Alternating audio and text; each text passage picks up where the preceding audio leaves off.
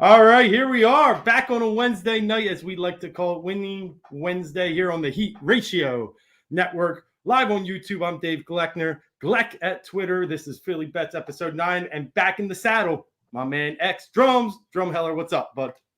How you doing, my man? Coming off a little bit of a disappointing loss by our Eagles last week, but I have a feeling they're going to bounce back. Yeah, and let's get right into that. It's been a minute since we were on. They actually had a good victory. Right before the last time we talked, beating the Saints. We were both a little scared of that game. Sean Payton versus Sirianni, but hey, you got the job done.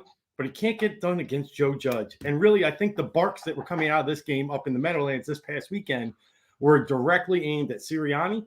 And secondly, the next arrow was at Hurts. I might have had him reversed, but still, let's look at the Sirianni situation first.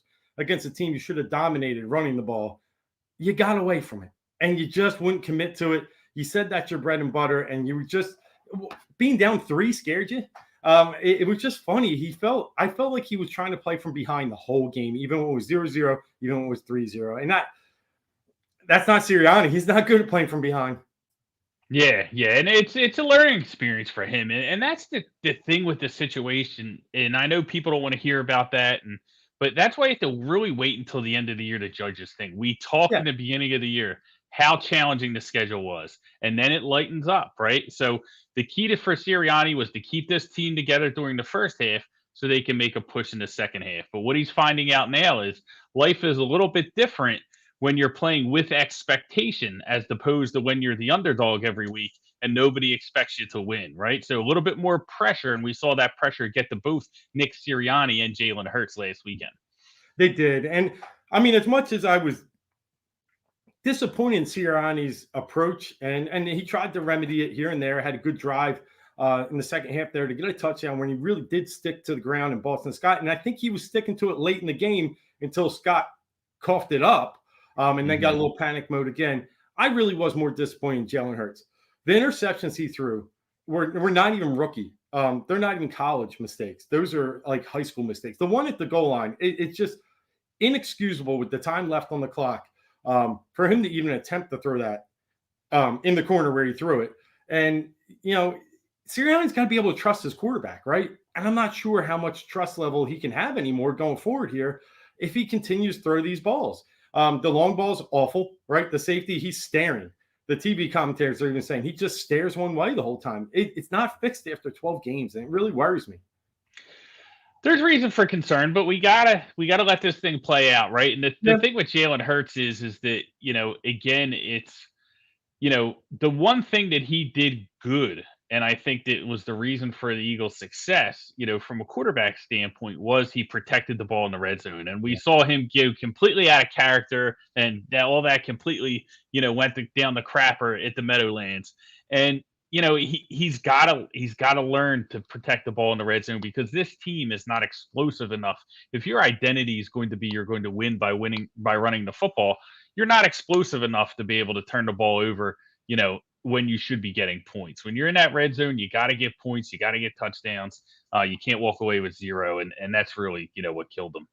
Yeah. And I mean, Hurts' strength and the way we win games is his ability to mix in the pass with the run.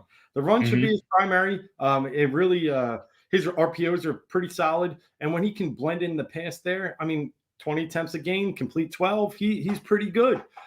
We know that's not a long-term recipe for success in the NFL, but that's what we need out of Hurts. And I think this game, he got away from that. So let's see. That's what's going to get him through the season. You know what I mean? Like, I don't think it's a long-term answer as far as an offensive identity, but, it's what they have to do this year to kind of get some W's.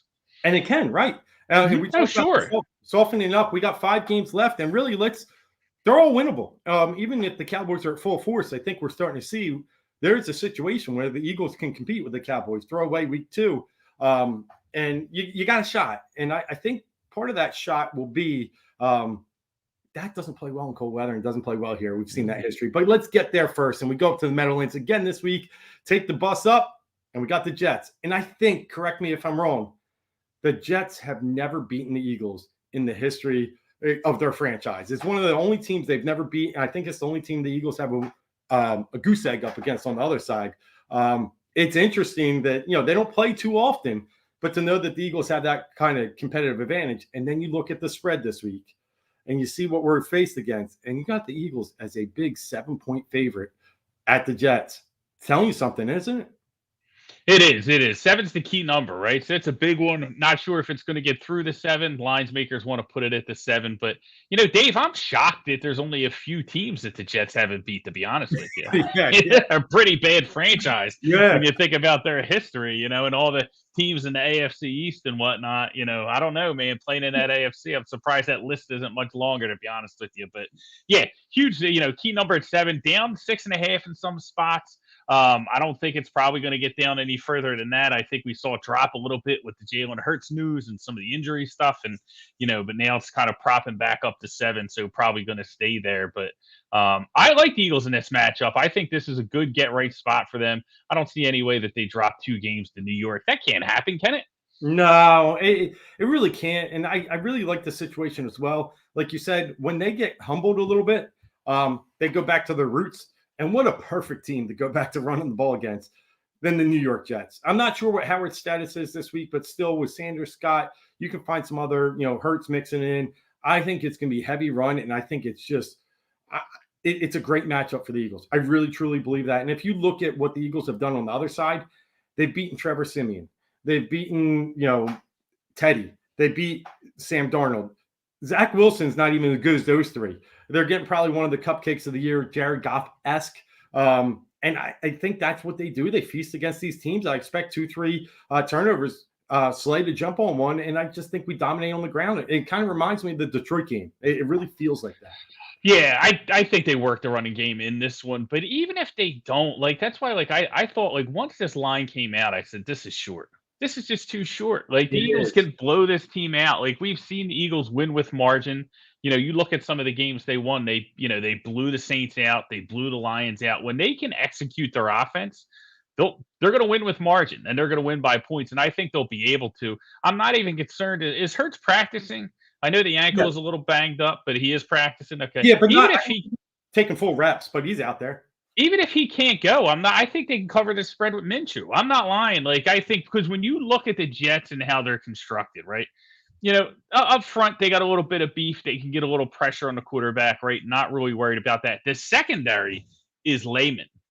These are guys that they got off the street. If you look at their secondary, there's nobody that was drafted in the top 5 rounds of any draft. So it's really a spot that they can take advantage of. Then one thing that they do bad at, if they're able to sell out and stop the run, right? And then it's oh, what are the Eagles going to do? We can't run because that's the narrative, right? Jets defense last in the NFL in covering tight ends. So, the next move for Sirianni is to go to Dallas Goedert to get those tight ends involved. That's really how the offense is constructed. And the Eagles are 31st in covering tight ends. Jets are 32nd. So, definitely areas that they can exploit. Even if, Hurts gets banged up, gets taken out of the game, they throw Minshew in there. They go a little more balanced offense, a little more passes, short passing, get the tight end involved. It's exactly what Minshew does well. And it's a great point. It's a perfect situation if it is mustache time. I don't think it will be. They say Hurts is playing. He's convinced he's going to play. But like you said, maybe one roll on that ankle. It's a good. The ankle can get aggravated, but I'm not concerned. This is the one opponent that I wouldn't be concerned if Jalen Hurts got hurt in. If they're playing Dallas and it's no Hurts, I don't want to see Minshew. But against the Jets, they can cover this with Minshew. Yeah, and the buys after this. So, you got to be smart, right? You know what else the Jets are last in? Rushing TDs allowed. They've allowed 20 on the season. So where we struggled last week in the red zone, I think a commitment to the run down there. I look, sometimes that's an excellent point.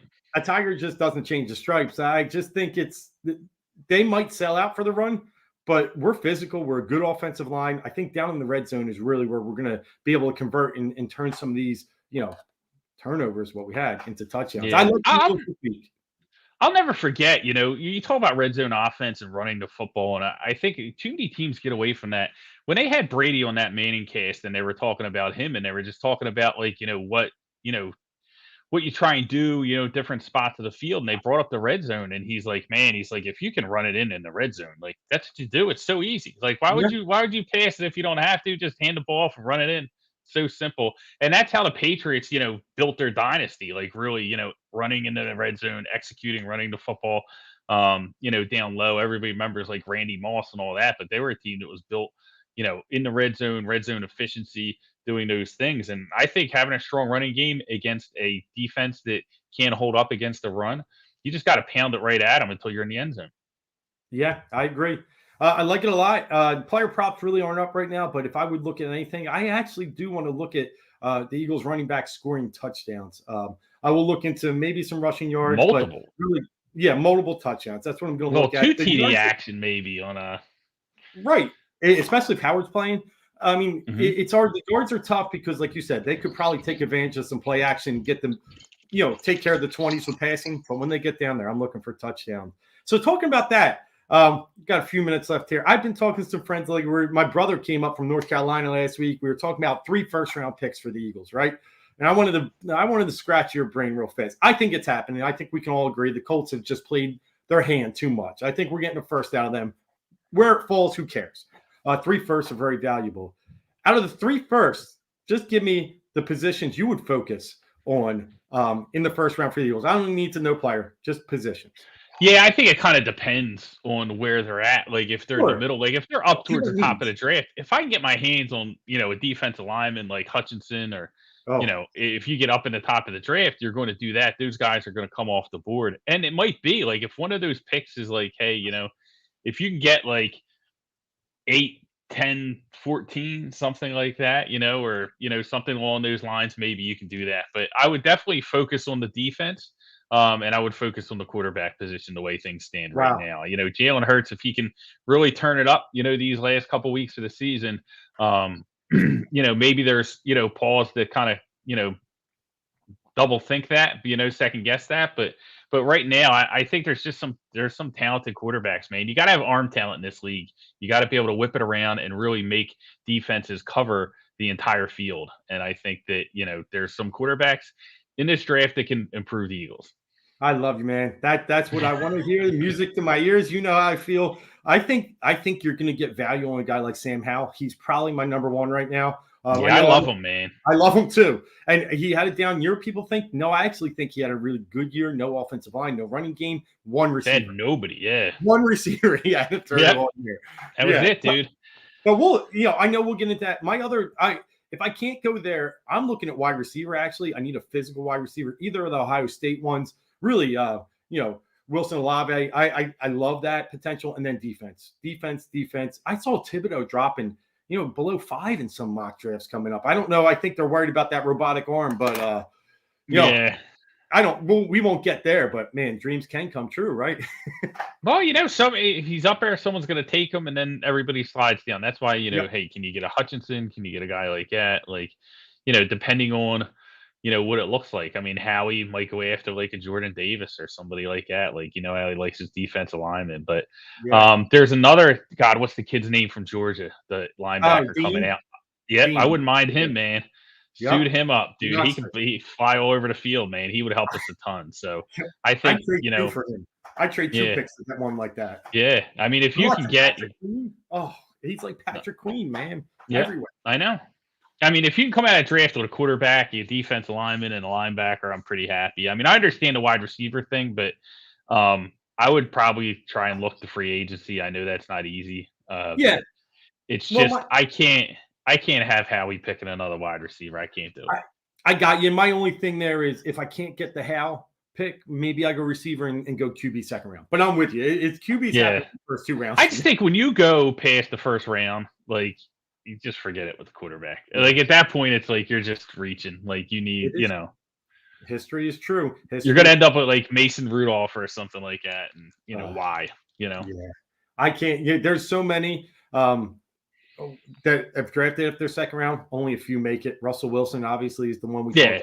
Wilson, Prescott. I mean, Prescott dropped to the 5th. Yeah. And his accuracy, and he's like one of the few quarterbacks that was really able to fix that at the NFL level. Usually, a quarterback's not accurate; they're not accurate, But we've seen, and Josh Allen too, same story, but not something you want to bank on. I'm still not sold on Allen, man. I'm not 100%. I love them, but I'm not sold on a Monday night. I'll tell you that. Yeah. Well, New England's going to eat. Oh yeah, that's a game of the year right now. It's looking like, but going to be exciting. All right, man. Hey, most wonderful time of the year, college. Has the championships this weekend. We'll be back on Saturday. Let me give you a little taste for our followers tonight. I like Western Kentucky on Friday night. Follow my man Bailey Zappi at quarterback. UTSA was bound to crash down. They were the last undefeated team of the non-real ones like Georgia, and they got smoked by the Mean Green last week in North Texas. They ran all over them. Different kind of style. You've been on Western Kentucky all year. Zappi, 52 touchdowns in 12 games. He's throwing 4.5 touchdowns a game. I don't see how UTSA can keep up. They're a more methodical offense. I like their team. I just think it's a bad spot for them. I like WKU on Friday night. I mean the line's moving that way. I mean, I think it's up to like 3 in some spots now. 3. I saw they're laying 3 and opened at like a pick 'em. And if you look back at that first game they played during the season where the Roadrunners beat them, I think it was 52-46. What? They Western Kentucky outgained them by like 150 yards, but they a lot of penalties, a lot of turnovers. I think it was 3-0. They lost the turnover margin in that game, so they left a lot on the field. When they lost that, so I understand why the market's moving in that direction. It's definitely a good one. Don't know if I want to lay the 3, but I definitely like them to win. Hopefully we get some Roadrunners backers to bet that thing back down a little. Yeah, and I love the Roadrunners. I'm 3-0 with them this year. Me. Yeah, a little beep. Harris, the quarterback, he's dynamic. He reminds me a little bit of Malik Willis over there in Liberty, but he had 6 TDs in that first matchup. I think it was just a little bit of an aberration. It was early in the year. I want to say Western Kentucky's ripped off 7 in a row since then. That put them at 1-4. Now they're 8-4 in the championship game. So they went through a lull in the beginning of the year. Yeah. All right, buddy. Well, we'll be back on the Sharp Network and the Sharp app on Saturday. But until then, let's bet up those Eagles. We both feel good about it, which is usually a good sign. And then we'll get back next week, talk a little bit about, where we're headed the last 4 games of the season. Good talking to you, brother. All right, man. Fly, Eagles, fly. Fly. Until next week, we out.